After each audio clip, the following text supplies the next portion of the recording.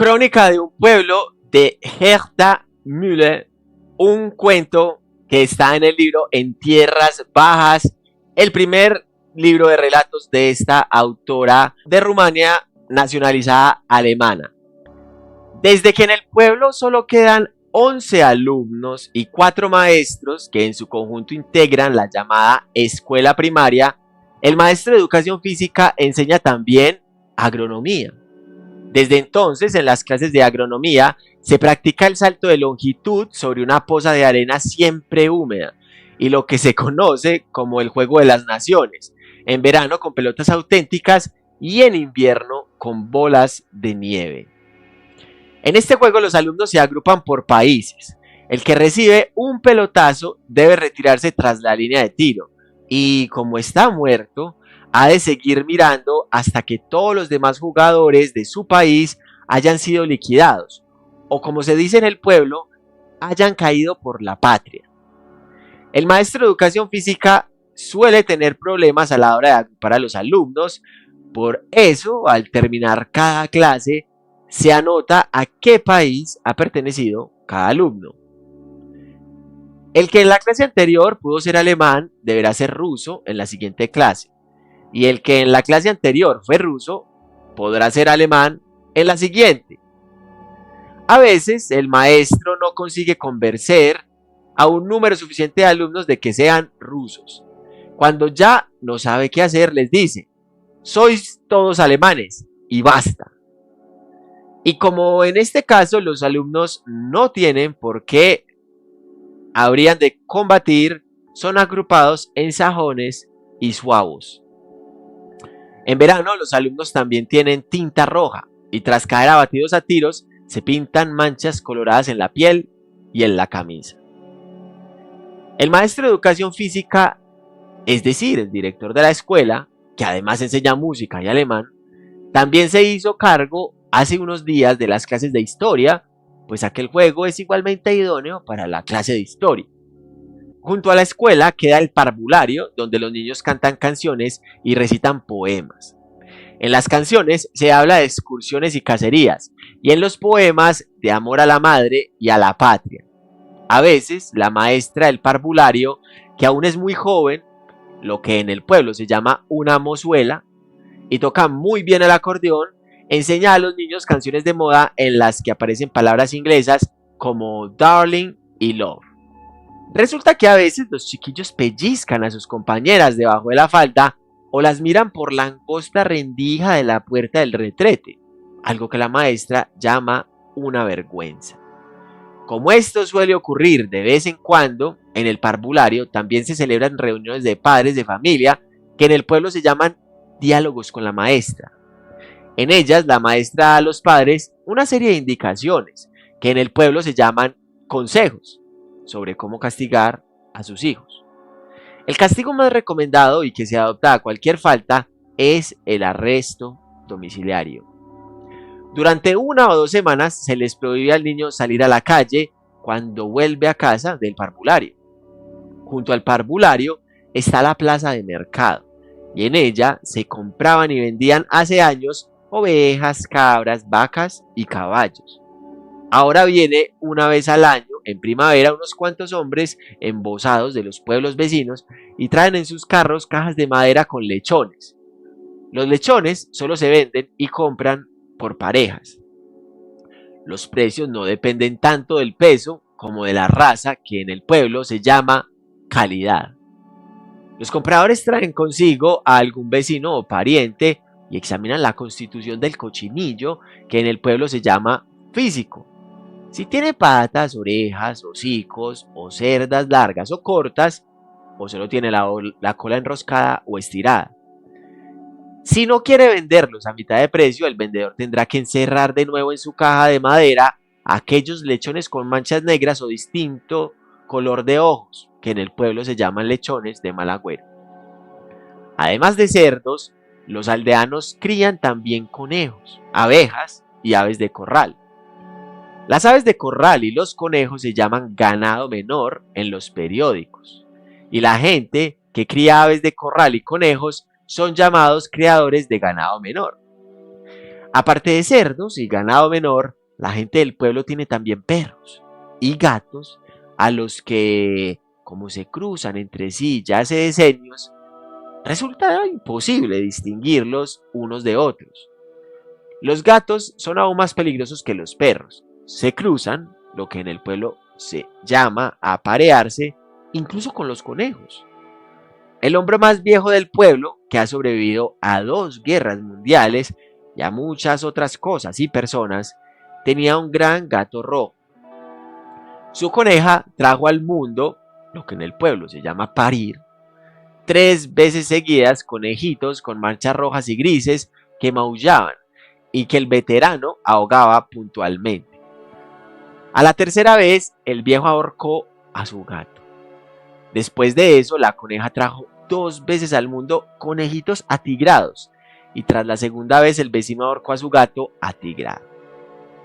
La última vez, la coneja tuvo crías de pelo largo y crespo, pues un gato de la calleja vecina o del pueblo vecino tiene ese tipo de pelaje.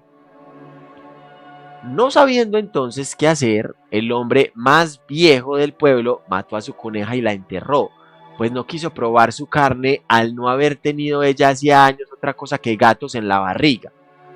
Todo el pueblo sabe que el viejo llegó a comer carne de gato en Italia, cuando era prisionero de guerra, lo cual no significa, ni mucho menos, dice él mismo, que tenga que soportar la desvergüenza de su coneja, porque una aldea suava no está, gracias a Dios, en Italia, aunque a veces él tenga la impresión de que igual podría estar en Cerdeña. La gente del pueblo, sin embargo, atribuye esa impresión a los arterioesclerosis del viejo y dice que ya está un poco chocho. Junto a la plaza de mercado queda el consejo del pueblo, que los habitantes denominan casa consistorial. El edificio del consejo del pueblo es una combinación de casa de labranza con iglesia de pueblo. De la casa de labranza tiene la galería abierta y bordeada por una barandilla sostenida por largueros, las ventanillas semioscuras, las persianas marrones y las paredes pintadas de rosa y el zócalo pintado de verde. De la iglesia de pueblo tiene los 4 escalones en la entrada, el arco sobre el portón, la doble puerta de madera ciega con la rejilla, el silencio en las habitaciones y las lechuzas y los murciélagos, que en el pueblo se llaman sabandijas, en el desván. El alcalde, que en el país se llama juez, celebra sus reuniones en la casa consistorial. Entre los presentes hay fumadores que fuman ausentes, no fumadores que no fuman y dormitan, alcohólicos, que en el pueblo se llaman borrachines, y ponen sus botellas bajo las sillas, y no alcohólicos, y no fumadores que son débiles mentales, lo que en el pueblo se llama gente decente. Y fijen escuchar que aunque estén pensando cosas totalmente distintas, si es que son capaces de pensar. También los forasteros que nos visitan se dan su vuelta por el consejo del pueblo, pues en caso de urgencia van al patio interior y orinan, lo que en el pueblo se llama hacer aguas. El retrete, situado en el patio interior del consejo del pueblo, es un retrete público ya que no tiene puerta ni techo. Pese a todas las similitudes entre el consejo del pueblo y la iglesia, ningún forastero ha ido nunca a la iglesia creyendo que era el consejo del pueblo, pues la iglesia es reconocible por la cruz y el consejo del pueblo por su cuadro de honor, que en el pueblo se llama armario de honor. En el armario de honor cuelgan periódicos que, cuando se ponen totalmente amarillentos e ilegibles, son sustituidos por otros. Junto al consejo del pueblo se encuentra la peluquería, que en el pueblo se llama barbería. En la barbería hay una silla colocada ante un espejo, una estufa de carbón en una esquina y un banco de madera pegado a la pared, en el que los clientes, que en el pueblo se llaman candidatos al rape, se sientan y dormitan, o como se dice en el pueblo, esperan. Entre los candidatos al rape no hay ninguno que supere los 100 años. Además de afeitarse, todos se hacen cortar el pelo, incluso los que ya no tienen. Después de cada afeitada, el peluquero, que en el pueblo se llama barbero, afila su navaja en una correa de cuero que oscila y empieza a zumbar. Fricciona con perfume la cara de los clientes más jóvenes, los que tienen menos de 60, mientras que a los mayores les pasa alcohol, pues no está bien visto, o como se dice en el pueblo, no se estila, que un señor mayor huela a perfume, lo que en el pueblo se llama apestar a perfume. Junto a la peluquería y frente al consejo del pueblo se ha instalado una gran pista de hormigón que en el pueblo se llama Plaza de la Fiesta Mayor. Sobre esa pista de hormigón bailan las parejas durante la fiesta mayor. Desde que el pueblo se ha ido reduciendo debido a que la gente migra como mínimo a la ciudad, las fiestas mayores son cada vez más grandes y los trajes regionales cada vez más solemnes, al punto de que los periódicos no pueden por menos de describir pormenorizadamente la fiesta mayor de cada pueblo, que en los periódicos se llama, si no localidad, al menos sin municipio. Como la fiesta mayor de cada pueblo se celebra en un domingo distinto, todas las parejas de un pueblo van antes o después de su propia fiesta mayor, que en el pueblo se llama verbena, a la fiesta mayor del pueblo vecino, lo que en el pueblo se le llama hacer tercio. Pero como en el banato todos los pueblos son vecinos, en todas las fiestas mayores participan las mismas parejas, los mismos espectadores y la misma banda de música. La juventud de todo el banato acaba conociéndose gracias a esas fiestas mayores y a veces hasta se llega al matrimonio entre gente de pueblos distintos, siempre que los padres se dejen convencer de que los novios, pese a no ser del mismo pueblo, son no obstante alemanes.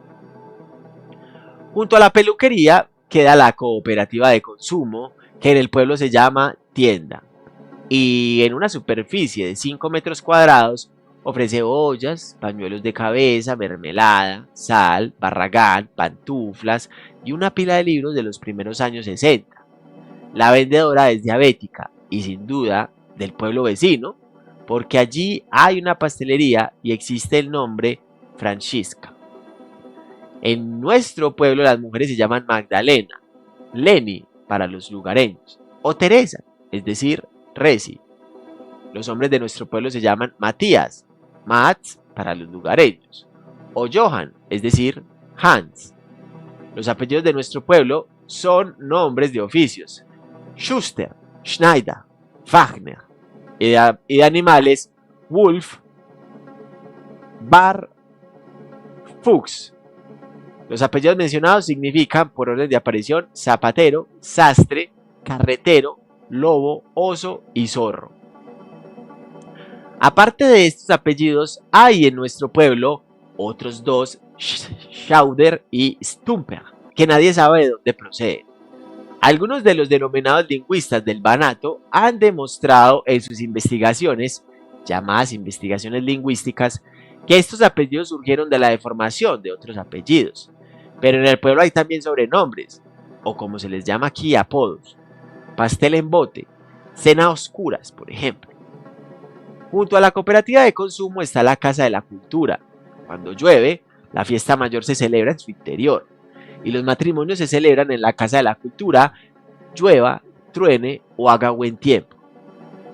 La Casa de la Cultura también tiene 4 escalones, una sólida puerta de madera ciega con rejilla, un portón de entrada con arcos, unas ventanitas oscuras con persianas marrones y sabandijas en el desván. En un pequeño espacio oscuro donde antes estaba el proyector de películas, se ha instalado ahora, desde que ya nadie va al cine, y en cambio los matrimonios son cada vez más frecuentes, una gran cocina, que en el pueblo se llama cocina económica, con una enorme caldera incorporada. Desde que sustituyeron el antiguo entarimado por un parqué, hasta los invitados más viejos bailan de nuevo polka, y ya no valses o foxtrot en los matrimonios. Junto a la Casa de la Cultura está el correo. El correo tiene 2 empleados: el cartero, que en el pueblo se llama estafetero, y la telefonista, que en el pueblo se llama cartera, y es la mujer del cartero. Como muy raras veces tiene que ocuparse del teléfono, la cartera sella la correspondencia que llega y por la tarde, cuando se ha vaciado el buzón, también la que sale. La cartera conoce todas las cartas por dentro y por fuera y está al tanto de los pensamientos más secretos de la gente del pueblo. Junto al correo queda el puesto de policía, el oficial, que en el pueblo se llama el azul, entra de vez en cuando en un pequeño espacio, que en el pueblo se llama despacho, y en el que hay un escritorio vacío y una silla. Se dirige a la ventana, la abre y ventila el cuarto hasta que acaba de fumar su cigarrillo extranjero. Luego la cierra, cuelga de nuevo el candado en la puerta y se encamina al correo. Allí se pasa horas charlando con la cartera detrás del pupitre. El pueblo tiene 3 callejas laterales, más conocidas como callejas de atrás, pues una queda detrás de la escuela y termina en la cooperativa de producción agrícola. La segunda está detrás de la cooperativa de consumo y termina en la granja estatal. Y la tercera queda detrás del correo y termina frente al cementerio. Las callejas laterales son hileras de casas. Las casas de esas hileras están todas pintadas de color rosado y tienen el mismo zócalo verde y las mismas persianas marrones. Solo se diferencian entre sí por la enumeración. Muy temprano, cuando aún está clareando, se oye en las calles laterales el cacareo de las gallinas y los graznidos y silbidos de los gansos. Cuando ya es de día afuera, día claro y con sol, como se dice en el pueblo, el cacareo y los graznidos y silbidos son dominados por las voces de las mujeres, que en el pueblo se llaman amas de casa, y conversan por sobre vallas y huertos, lo que en el pueblo se llama cotillear. Los huertos están siempre bien escardados y deshiervados, o como se dice en el pueblo, bien cuidados. Las casas del pueblo son limpias. Las amas de casa limpian, friegan, barren y cepillan el día entero, lo que en el pueblo se llama ser casero y económico. Los sábados cuelgan en las vallas sus alfombras persas, que en el pueblo se llaman las persas, y son del tamaño de medio patio. Allí son batidas, cepilladas y peinadas antes de volver al cuarto de estar, que en el pueblo se llama recibimiento. En el recibimiento hay muebles barnizados y oscuros de madera, de cereza o tilo, chapados de nogal o palo de rosa. Sobre los muebles hay chucherías, que en el pueblo se llaman bibelots, y representan animales muy diversos, desde escarabajos y mariposas hasta caballos. Muy apreciados son los leones, las jirafas, los elefantes y los osos polares, animales que no existen en la región del Banato, que en los periódicos se llama provincia del Banato, y en el pueblo, el interior del país, pero que viven en otros países, o como dicen los lugareños, en el extranjero. El hombre más viejo del pueblo suena hace años con ir al extranjero, que en el pueblo se llama Occidente, a visitar a un viejo amigo de su época de prisionero de guerra y poder ver allí un león de verdad. En las ventanas cuelgan cortinas de nylon blancas, que en el pueblo se llaman cortinas de encaje.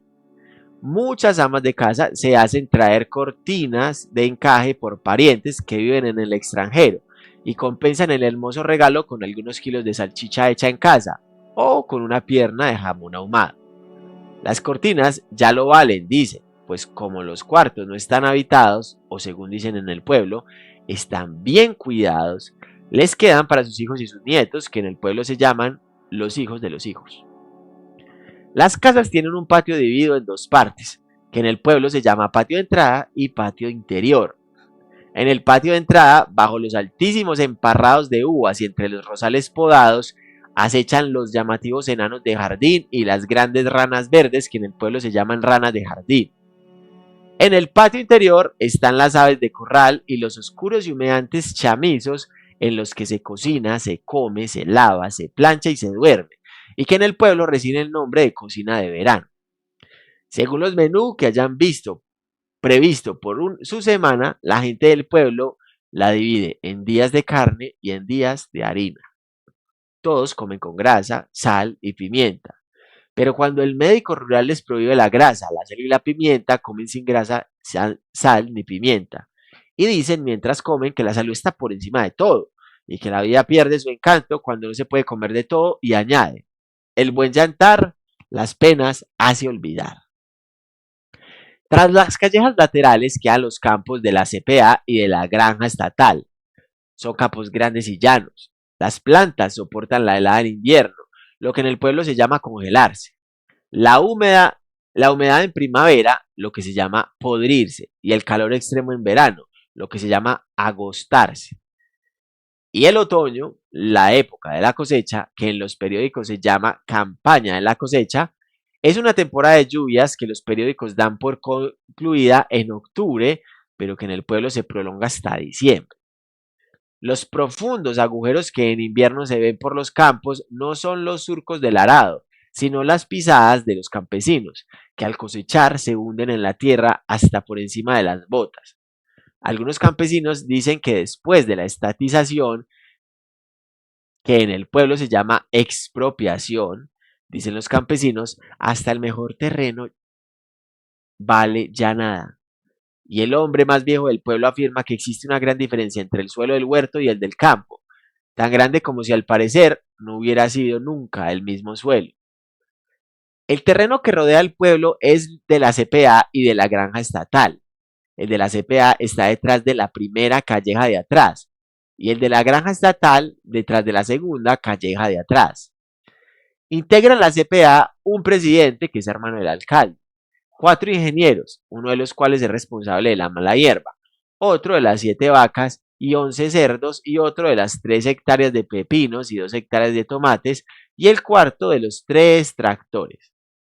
Y 7 campesinos de la CPA, todos por encima de los 50, que en el pueblo son llamados socios y tratados de chicos y chicas por los ingenieros. En las sesiones, los ingenieros achacan las malas cosechas y las deudas de la CPA al suelo, que es demasiado arenoso para los cereales y no es lo suficientemente arenoso para la verdura. El suelo es bueno para los cardos y las carrahuetas, que asfixian los cereales y la verdura, llamados cultivos por los ingenieros. El ingeniero responsable de la mala hierba dice que el suelo de la CPA es demasiado ácido y pegajoso. La granja estatal está integrada por un presidente llamado director en el pueblo, que es cuñado del alcalde y hermano del presidente de la CPA, por 5 ingenieros, uno de los cuales es responsable de las 9 vacas y los 15 cerdos, otro de 6 hectáreas de zanahorias, otro de las 10 hectáreas de patatas, otro de los cereales y otro del puerto de árboles frutales que en el pueblo se llama vivero y por 100 operarios que viven en los gallineros abandonados de la granja estatal. Los ingenieros achacan las malas cosechas de la granja estatal al suelo, que es demasiado salado para los cereales y no es suficientemente salado para la verdura y los árboles frutales. Bueno, es el suelo para la amapola común. Bueno es el suelo para la amapola común y los asianos, que brillan multicolores en el campo. Y como dicen los ingenieros, brillan también muchísimo en las fotos. Gracias al brillante colorido de las amapolas y los asianos, el ingeniero que estaba antes a cargo de la mala hierba obtuvo, o ganó, como dicen en el pueblo, el año pasado el primer premio con una foto a color en una exposición de la amistad organizada en Craiova por fotógrafos rumanos y búlgaros. El premio consistía en un viaje a Italia. A raíz de ese viaje, el brigadier pasó a ser el nuevo responsable de la mala hierba. Es primo del alcalde, del presidente de la CPA y del director de la granja estatal. Detrás de la tercera calleja de atrás queda el cementerio. Tiene un cerco de cirelos silvestres y una maciza puerta de hierro negra. Al final del camino principal se alza la capilla, que es una copia en miniatura de la iglesia del pueblo y parece una cocina de verano algo más alta. La capilla fue construida, o como se dice en el pueblo, donada antes de la Primera Guerra Mundial por el entonces carnicero del pueblo, quien tras sobrevivir a la guerra viajó a Roma y vio al Papa, que en el pueblo es llamado el Santo Padre. Su mujer, pese a ser costurera, era conocida en el pueblo como la carnicera. Murió pocos días después de que acabaran la capilla y fue enterrada, o como se dice en el pueblo, sepultada, en la cripta familiar bajo la capilla. Aparte de gusanos y de topos, que los hay en todo el cementerio, debajo de la capilla hay también serpientes. El asco que le producen esas serpientes ha mantenido vivo al carnicero hasta ahora, convirtiéndolo en el hombre más viejo del pueblo. Excepto la carnicera, todos los muertos yacen, o como se dice en el pueblo, reposan en tumbas. Los muertos del pueblo comieron y bebieron todos hasta morir, o como dicen los lugareños, se mataron trabajando. La excepción la constituyen los héroes, que se supone murieron combatiendo. Suicidas no hay en el pueblo, pues todos los habitantes tienen un sólido sentido común que no pierden ni al llegar a viejos. Para demostrar que no murieron en vano, o como se dice en el pueblo, que encontraron una muerte heroica, pues sin duda se supone que la buscaron, los héroes, que en el pueblo se llaman caídos, son enterrados 2 veces en el mismo cementerio, una vez en la tumba de sus respectivas familias y otra bajo la cruz de los héroes. En realidad yacen en una fosa común de algún lugar desconocido, o como se dice en el pueblo, se quedaron en el campo de honor. Los caídos suelen tener obeliscos blancos o grises sobre sus túmulos. Los muertos que hace unos años tenían campos sobre sus cabezas tienen ahora unas cruces de mármol blanco. Sus jornaleros, que en el pueblo se llaman peones, tienen sobre sus calaveras unas cruces de hojalata, y las criadas solteras que morían jóvenes y que en el pueblo se llamaban sirvientas, unas cruces de madera barnizadas de negro. Y así, cuando un muerto recibe sepultura, se puede ver en el cementerio si sus antepasados, que en el pueblo se llaman bisabuelos, fueron amos o siervos. La cruz más grande es la cruz de los héroes. Es más alta que la capilla. En ella figuran los nombres de todos los héroes de todos los frentes y de todas las guerras, incluso los de los desaparecidos, que en el pueblo se llaman deportados. Cierro tras de mí la puerta negra del cementerio. Detrás del cementerio queda la pradera, que en el pueblo se llama el Prado Comunal. En el Prado Comunal hay unos cuantos árboles dispersos. Trepo a un árbol que se yergue en la linde del Prado, pero que podría estar perfectamente en el centro del pueblo, si es que no lo está.